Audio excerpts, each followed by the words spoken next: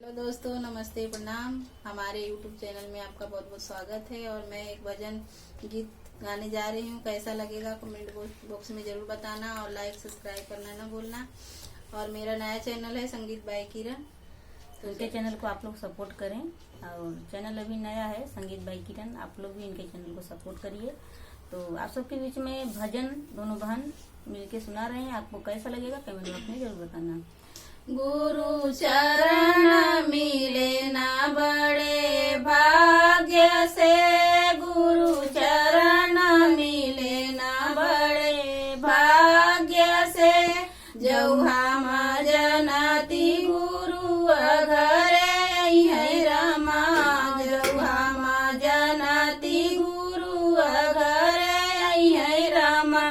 जेवना बनती अपने हाथ से, गुरु चरण मिले न बड़े भाग्य से, गुरु चरण मिले न बड़े भाग्य से। जौ हम जानती गुरु घरे है रमा, जौ हम जानती गुरु घरे है रमा। गरुला घातती अपने हाथ से, गुरु चरण मिले न बड़े भाग्य से, गुरु चरण मिले न बड़े भाग्य से।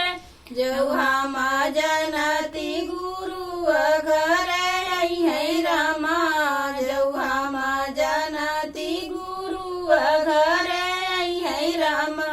बिड़वा कुचौती अपने हाथ से, गुरु चरण मिले न बड़े भाग्य से, गुरु चरण मिले न बड़े भाग्य से।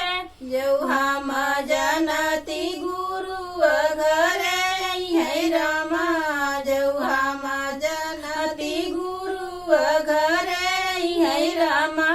से जिया लगौती अपने हाथ से, गुरु चरण मिले न बड़े भाग्य